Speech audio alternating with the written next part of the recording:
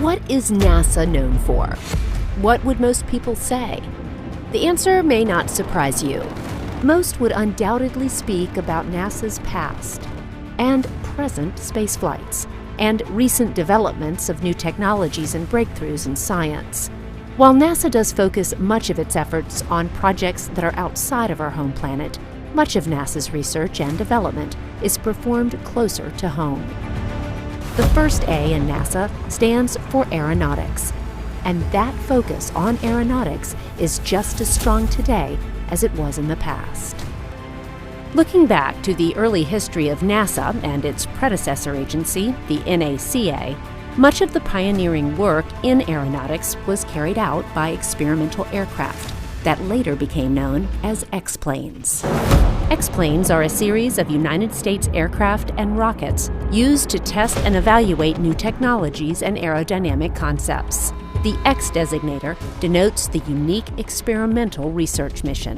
For decades, these unique aircraft flew around California's high desert, pushing the envelope of flight mechanics and providing a solid foundation for our understanding of aeronautic principles to help solve major aviation challenges. X-planes and other prototype air vehicles hold a special place. They're a glimpse into the future of what supersonic aircraft and spacecraft may become.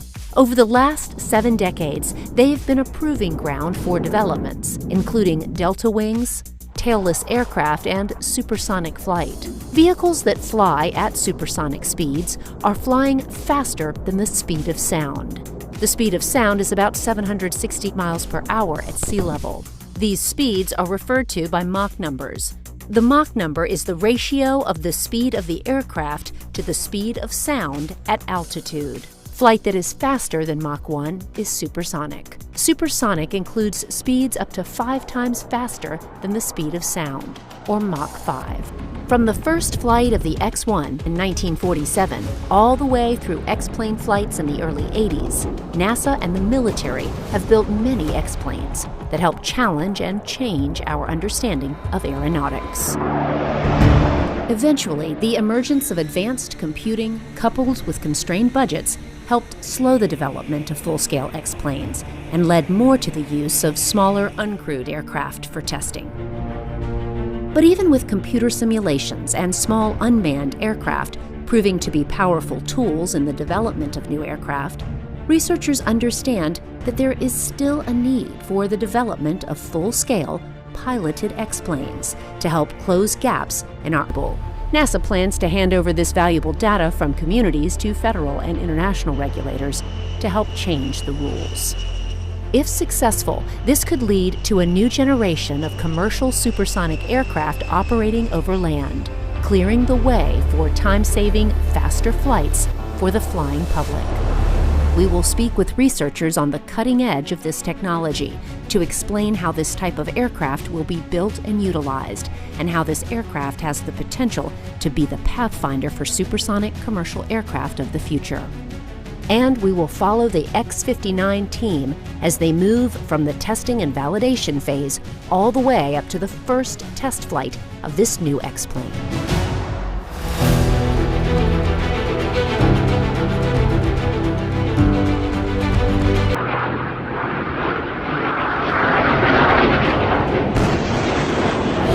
That sound is well known to military personnel and citizens who live close to certain military bases. But supersonic aircraft have been around for many years. In 1947, Chuck Yeager became the first person to fly faster than the speed of sound, around 760 miles per hour. Since that time, many military aircraft routinely fly past the speed of sound. But soon after sonic booms became a regular thing, the military advanced very quickly to having supersonic capable aircraft. And then really very soon after that, we began to see the ideas for supersonic airliners. So it was really very exciting, and it really had a lot of possibility. But the military, where sonic boom first was kind of a novelty, it pretty rapidly became apparent that on a large scale basis, the noise was just not going to be acceptable. A sonic boom is heard after an aircraft breaks the sound barrier. And in fact, it can also be heard on the ground all along the path the airplane travels. Well, basically, when you go above the speed of sound in an aircraft over land and even over water, you generate a sonic boom. So essentially what's happening is that the air just can't get out of the way fast enough of the airplane because it's going so fast. And so it generates a shock wave. And the shock wave propagates down to the ground, and it sounds like almost like an explosion or a loud boom, and it can startle people, it can rattle windows and cause problems. So for this reason, commercial supersonic flight is basically banned over land. Even military flights are restricted to certain areas because the shock waves can cause so much disturbance on the ground. Up until about 20 years ago, there was one commercial aircraft that did not fly over land, but did operate at twice the speed of sound over the ocean between Europe and America. This supersonic jet was called the Concorde, and first arrived on the scene in 1969. The Concorde was so fast that a passenger could take off from Europe at sunset and outrace the sun in time to land in the United States to see the sunset again. Initially, it was believed that the Concorde could be used for overland flights as well, but that thought quickly changed with the realization that all the communities within the Concorde's flight path would be subjected to a sonic boom. So in 1973, the Federal Aviation Administration issued an order banning supersonic flight over land, leaving the Concorde to only fly over the ocean. Finally, in 2003, high expenses and limited flight routes forced British Airways to retire the aircraft for good. Fortunately, the decades of flights by the Concorde didn't go unnoticed. And so with the Concorde, we learned a little bit more about sonic boom, and then we also learned a little bit more about some of the environmental challenges and the airport noise challenges that went along with that, and economic challenges and so on. The last flight of the Concorde, we really realized that we'd have to have a lower boom type configuration that would be more feasible for a commercial airplane. Today, I think we have the advantage of many things. A lot of our tools and technologies that we develop along the way, some of those computational tools, for example, are much stronger, and our computing speeds are much faster, where we can sort out these sonic boom challenges. We've also learned a lot more about sonic boom shaping of the airplane. So it's really interesting to see the evolution in recent years, in the last decade or so, in our thinking about how to design a supersonic airline. I mean, the math has been around since the 70s. And as a matter of fact, Christine Darden, one of the hidden figures that didn't get into the movie, was really one of the mathematicians that helped define that theory. The Russians, the English and the French and the United States were all going to build a supersonic transport. In '71, the United States had done some flight tests over Chicago and Oklahoma City, and they got so many complaints about the boom and calls and cracked windows and so forth. The United States canceled their SST program. My boss walks into the room as for my first assignment. He hands me a technical paper from a couple of professors at Cornell University on their thoughts of some ways to reduce the sonic boom. NASA created it because people still wanted to go fast. He says, here, I want you to solve the equations in here, write a computer program for this, and if you've got any questions, I'm next door, come and ask me. Otherwise, go to it. Dr. Darden and other NASA researchers continue to work on the issue of reducing the sonic boom over the years. But recently, a renewed interest in this field has led to a resurgence in testing. The problem was we couldn't make a practical airplane that had the sound characteristics that we wanted. The big change that I've noticed in all these years is we went from trying to design the airplane to produce a specific sound on the ground to a process where we let the sound that we want and the airplane design evolve simultaneously. That's really enabled us to design an airplane that not only is quiet, but it also meets all the other performance requirements of a good airplane. It can take off and land, it's efficient at cruise, it performs well. So within a few years, we went from this is really hard to, hey, we could really do this. So that was very exciting that in that time period. That exciting work has led to the X-59 design. This aircraft is being purpose-built to literally shape the noise to reduce the loud boom to the sound of a quieter thump. With its unique design, including a long pointed nose and sharply swept wings, engineers and researchers believe they have a chance at beating the boom at its own game. Specific design choices would ensure the pressure waves created by the plane weaken and do not merge, preventing a traditional sonic boom. So the X-59 is essentially like a supersonic object that might travel through the air faster than the speed of sound. So for example, a bullet could be fired. When you hear that kaboom, you're essentially hearing the sonic boom from that bullet. And there's a trailing edge and a forward edge that kind of creates that pressure wave and that sonic boom.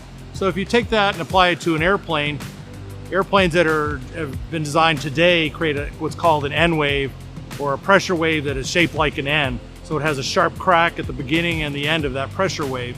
When you want a low boom airplane, you're really lowering the amplitude and you're also lowering the ramp time to that pressure wave. So it's more like a sine wave that allows you to hear a softer kind of thump feature on the ground.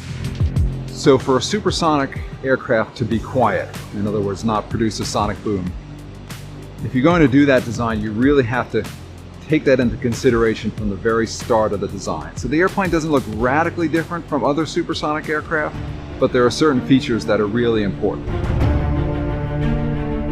So the X-59 is a unique kind of one-of-a-kind purpose-built airplane. So when you build an X airplane, is what they call it, there are really several things you're trying to achieve. One is technical. What are the technical objectives that you're after? So a low boom airplane would tend to have a long nose, swept wings, might have a T-tail for stability, a canard for pitch control, and so on. So there's some technical needs to get our low boom aircraft. But then we also, because it's a one-of-a-kind airplane, have a lot of cost needs. So we might utilize, for example, the T-38 canopy, the F-16 landing gear, GE F414 engine that goes in an F-18 in today's fleet. So it's really kind of a combination of cost features and also technical features. And then we've got some facilitating technologies like the external vision system that allow us to do the mission. So it's really kind of a hybrid of things that we have to consider in building a next airplane. To build those features into an aircraft, NASA turned to Lockheed Martin in Palmdale, California, which is located near testing facilities at NASA Armstrong and Edwards Air Force Base. NASA has the vision. NASA has the budget. They also have the sort of the charter, if you will, to go and do these things. So they came to Lockheed because we had the know-how in terms of some of our software tools to be able to do that boom prediction, to very rapidly iterate on what the design should look like. And so they use the talents and the knowledge base of industry. We have the industrial base to be able to build an airplane like this, the hangar and all the tools, and then the relationship with suppliers to do that. So it is kind of a marriage, if you will, between NASA and contractors. Obviously, we want to demonstrate this low boom as cost effectively as we can and as quickly as we can, but making an airplane that's very large is very, very expensive. We're using off-the-shelf parts to make this airplane possible. That limits us in what we're able to do. For instance, the engine is an F414 engine out of an F-18. That gets us to Mach 1.4. We'd like to go to Mach 1.6 to 1.8, but again, we're using what we can in order to make it affordable to prove out the low boom, to have the regulation changes. We made it as small as we could, as cheaply as we could, but also it's not a stunt and it's the right size to show that you can take these technologies to an airliner. Although NASA and Lockheed used some off-the-shelf technology, they also completely reimagined the shape of the X-59 to help assure that the sonic boom would be reduced to a thump. I'd say the thing that's different about this airplane is how focused and purposeful it is. Every single feature on the exterior of the airplane is intentionally designed that way to meet the mission of being a low boom demonstrator. So the entire outer mold line of the airplane, with the exception of the canopy, is completely new. And we had to go through thousands of iterations using computer simulations to really refine the shape. And the devil's in the details when it comes to low boom design. So we had to carefully iterate on everything, whether it's the shape of the canard you see behind me, the nose, the way that we integrated the engine, etc. All those features had to kind of work together so that we stopped those individual shockwaves from the aircraft. We stopped them from coalescing and resulting in a loud double bang. And that's the most unique thing, is how purposeful and intentional we had to be with the entire shaping of the aircraft. Although the aircraft has not flown yet, that hasn't stopped pilots from getting flight time in this aircraft. In addition to the test pilots at Lockheed, NASA built this one-of-a-kind simulator to help prepare the pilots for what to expect once the aircraft takes flight. The simulator is built from the same blueprints that the aircraft is being built. So this was our first opportunity, even before the airplane's ready, to get in and start looking at how it's laid out. We've already found a few minor things, gauges that we couldn't quite see or things we wanted in different places that before it was actually built, we were able to find these things in the simulator and give that feedback to the engineers. There's a lot of switches on the throttle and the stick that allow us to actuate different modes and displays. And so we get to experiment with all that here in the simulator and see that it works the way we would expect. Beyond that, we get a feel for how the airplane's going to handle. The control laws in this simulator are exactly the ones that the engineers are designing at Lockheed. We expect that the airplane should handle very much like the simulator. There will be minor differences, and that's what flight test is all about. But for the most part, we really believe that what we're doing from a handling qualities or a performance standpoint in the simulator should match the real airplane. It's a build-up approach. Initially, the engineers will power the airplane on and start to make sure that the components and subsystems are all working together. At some point, it'll be a big moment when they power up the engine for the first time and everything's working on aircraft power. Probably have the test pilot sitting in there. Eventually, we build up to taxiing around the airfield. From there, you build up to a low-speed taxi down the runway, then a high-speed taxi down the runway, and eventually we get to what's always called first flight, where the airplane gets into the air. The first flight is a very basic flight. We'll just get airborne, fly it around, make sure things seem to be working, and the real goal of the first flight is just to safely get back on the ground. And then there'll be a lot of looking at data to make sure everything worked the way it was supposed to, and then in baby steps we'll pick up the pace and then we'll start expanding the envelope from there. As part of this testing, NASA will not just be looking at the aircraft itself, but will be validating the low boom noise from the ground and from the air. We'll be testing at Edwards Air Force Base. We'll have a 15 to 30 mile array of recording equipment on the ground that will capture, as we do a pass with the aircraft, will capture the acoustic levels on the ground that you would hear. A sonic boom stretches for a very long distance. What we call the carpet underneath could be something between 20 and up to 100 miles, depending on the atmosphere that day. We also have a glider that will be flying at about 10,000 feet that will be doing some additional measurements in the air with a shock sensing probe. There's a lot of turbulence on the Earth. You know, you have a lot of variability, winds, everywhere. And that's a really challenging part of the atmosphere for us to model. We've done tests in the past to try to develop turbulence models, but that's going to be a big part of a validation phase, is really trying to understand that atmospheric boundary layer, which really can have a very large impact on what you're hearing on the ground. Just like we have in wind tunnels, we do something called Schlieren imagery. We've perfected a technique to actually do airborne Schlieren measurements, which basically creates a really nice picture and actually lets us see the shockwaves coming off of the aircraft. So if our predictions are not matching the data we're measuring, we can use this imagery to try to understand where some of that discrepancy is coming from. So that's a great diagnostic tool for us, plus we get some great images. Shortly after that phase of testing is complete, NASA will move on to the community overflight phase to get the public's input as to what sound level is acceptable for quiet supersonic flight. So the main goals of the community overflight tests is to get that public response to the varying levels of the sonic thump. First of all, is it noticeable at different levels, or how noticeable is it? How annoying is it? And as we develop that relationship of the sound level to the annoyance level, we can then take that information, try to create as much of a nationally representative data set, and then provide that to the regulators that they can then use to come up with a noise limit or a noise standard to permit overland supersonic flight. That validation will be an important factor to determine if the public agrees the noise from these new vehicles is acceptable. As we move closer to the goal of having the X-59 fly for the first time, the excitement displayed by the team is beginning to build to a new level. The thing that excites me about this program in particular is it allows us to get aviation back on track to where it was in the first 7 decades of flying. Basically, from the time of the Wright brothers until the 1970s, airplanes got faster every single year, kind of like we expect today from smartphones or computers. If you think now back to what iPhones were like 10 years ago, it's remarkable how much better they've gotten. And aviation used to be exactly that same way, until we ran into this sonic boom problem and hit a barrier. And the barrier was really regulatory for good reason. A ban was put in place in 1973 on supersonic overland flight because it was just too loud. And no one, including myself, would accept hearing sonic booms on a day-to-day basis. And so this program, I believe, will allow us to get back on track and keep progressing, keep pushing faster and faster like we had been up until the 1970s. And that's really exciting.